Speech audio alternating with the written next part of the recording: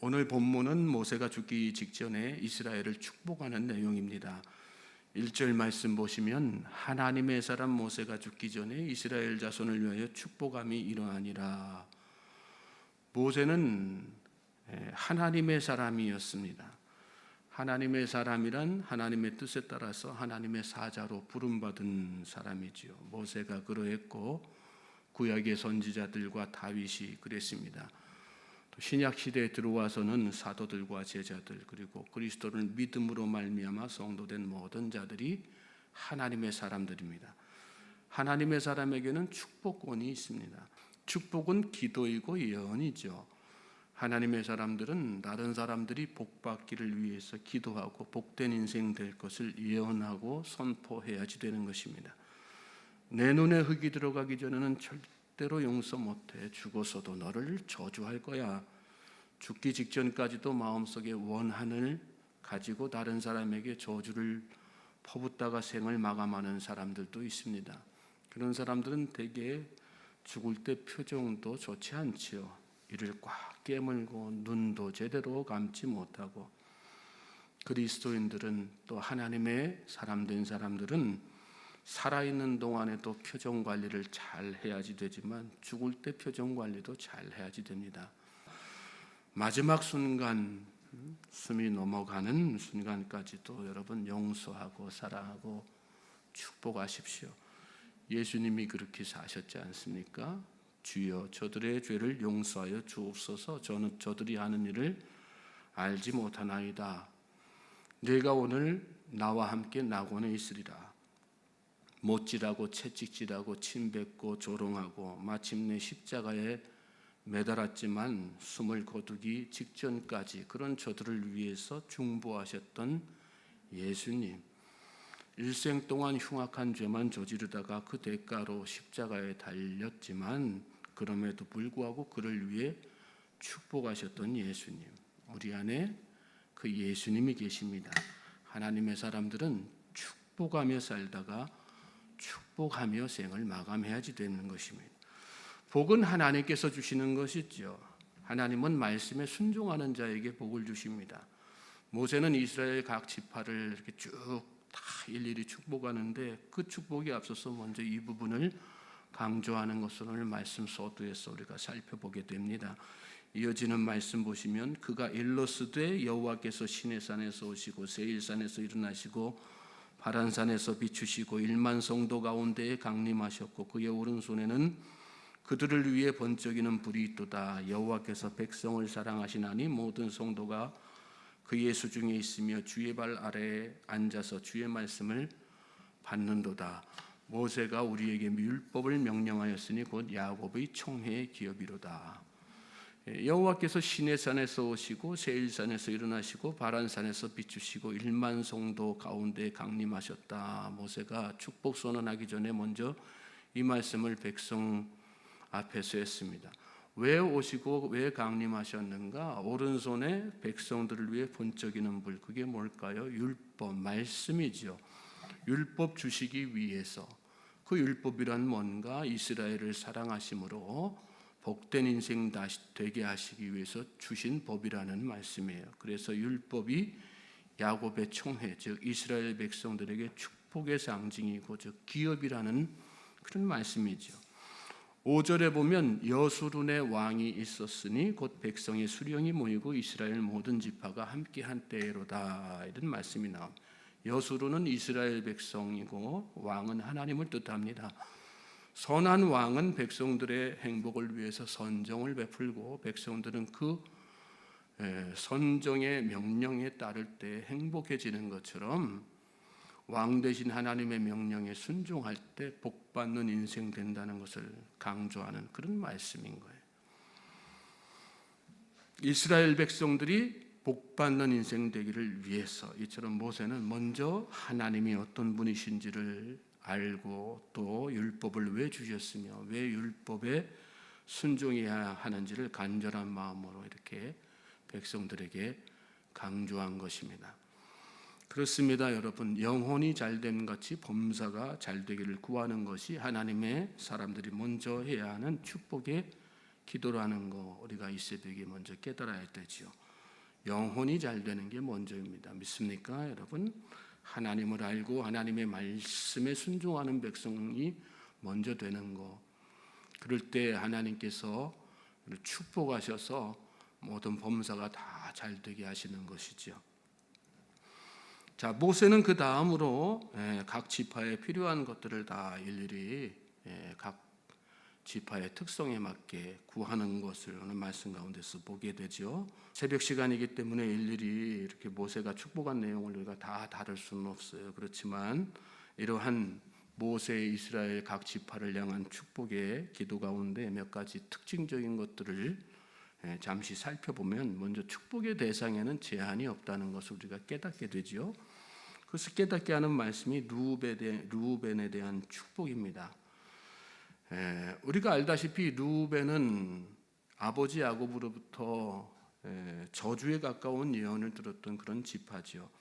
창세기 49장 3절로 4절에 그 내용이 나오는데, 보시면 르우벤아 너는 내 장자여 내 능력이여 내 기력의 시작이라 위풍이 월등하고 권능이 탁월하다마는 물의 끓음 같았은즉 너는 탁월하지 못하리니 내가 아버지의 침상에 올라 더럽혔음이로다 그가 내 침상에 올랐었도다. 아버지의 첩과 통간하는 그런 악행을 저지르지요. 범죄를 저지르죠. 그래서 그 일로 말미암아 야곱이 장자임에도 불구하고 임종 직전에 자녀들을 다 불러 모아놓고 축복의 선언을 하는데, 그것이 야곱의 축복이지 않습니까? 그런데 그때 다른 형제들은 다 아버지로부터 축복의 말을 들었는데 르우벤은 이처럼 저주의 말을 들었던 것입니다. 그런데 오늘 말씀해 보니까 모세는 그런 르우벤마저도 뭘 하고 있어요? 축복의 말씀을 하고 있죠. 축복의 선언을 하고 축복의 말씀. 여러분, 내가 사랑하는 사람만 축복하지 말고 모든 사람을 사랑하는 마음으로 축복하는 저와 여러분이 될 수 있길 바랍니다. 그것이 하나님의 사람의 축복의 기도의 내용들이 되어야지 되는 거죠. 하나님도 그런 마음으로 인생들을 축복하십니다. 또 예수님이 그런 마음으로 세상에 오셨죠. 하나님이 세상을 이처럼 사랑하사 독생자를 주셨으니 이는 그를 믿는 자마다 멸망치 않고 영생을 얻게 하려 하심이라. 그렇습니다. 하나님의 축복에는 제한이 없어야지 되는 거죠. 누구라도 다 하나님의 축복 받아야 되는 것입니다.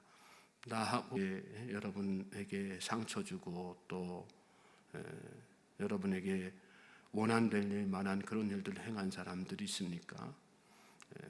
마음속에 원한을 가지지 마시고 그를 위해서 도리어 복을 빚는, 저는 그렇게 생각해요. 원수에게 가장 통쾌한 복수는 원수를 갚는 것이 아니라 그를 용서하는 것, 사랑하는 것, 품어주는 것, 축복하는 것, 그게 가장 통쾌한 복수 아니겠습니까? 또 한 가지 우리가 말씀 가운데 깨닫는 것은 모세가 기도한 축복에는 범사가 다 포함된다는 것입니다. 말씀 이렇게 쭉 보시면 그의 대적 치게 하시기를 원하나이다. 또 그의 재산을 풍족하게 하시고 그의 손의 일을 받으소서. 안전히 살게 해주십시오. 여호와께서 그를 날이 마치도록 보호하시고 하늘의 보물인 이슬과 땅 아래에 저장한 물, 태양이 결실하게 하는 선물과 태음이 자라게 하는 선물과 옛산의 좋은 산물과 영원한 작은 언덕의 선물과 땅의 선물, 거기 충만한 것, 가시떨기 나무가 가운데 계시던 이 은혜로 말미암아 그렇게 모든 복이 임하게 해주십시오. 이렇게 기도하는 구구절절. 그렇죠, 여러분. 우리는 간혹 기복신앙이라고 하는 말 때문에 평소에 하나님께서 주시는 축복에 대해서 우리 스스로 제한할 때가 참 많거든요. 하나님은 어떤 분이세요? 우리의 영혼이 잘 되는 거 우선적으로 원하시지만 범사가 잘 되기를, 모든 일이 잘 되기를 또한 원하시는 분이 하나님이시라는 거. 하나님의 병에 걸린 사람이 병 낫기 구하는 거, 병 낫는 것보다 축복이 어디 있겠어요? 사업하는 사람이 사업 형통하는 것만큼 또 복된 일이 어디 있겠습니까? 공부하는 학생에게니까 다 구해야지 되는 거예요. 하나님께서는 모든 것을 다 준비하고 계세요. 우리의 영혼이 잘 되는 것 최우선적으로 여기시지만 그와 더불어서 우리의 모든 범사가 다 잘 되기를, 그리고 범사의 축복을 항상 예비해 놓고 계시는 분이 하나님이십니다. 내 입을 크게 열라 이렇게 말씀하셨잖아요. 우리는 이 땅을 살면서도 마땅히 구할 거, 우리가 입을 크게 벌리지 않아서 받지 못할 때가 많고요. 또 다른 사람을 향해서도 마찬가지예요.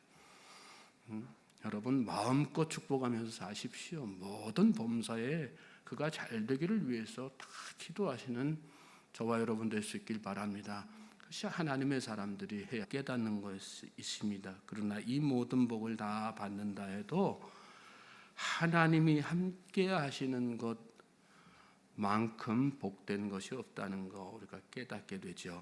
말씀 끝에 이렇게 보시면 이스라엘 전체 각 지파에 대한 축복의 기도를 마친 후에 이스라엘 전체에 대한 축복의 선언을 다시 한번 모세가 하는데 27절 있습니다. 26절부터 29절 말씀 같이 한번 읽어보시겠어요?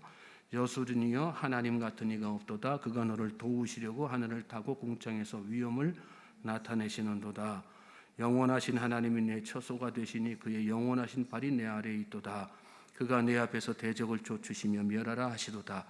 이스라엘이 안전히 거하며 야곱의 샘은 곡식과 새 포도주의 땅에 홀로 있나니 곧 그의 하늘이 이슬을 내리는 곳에로다.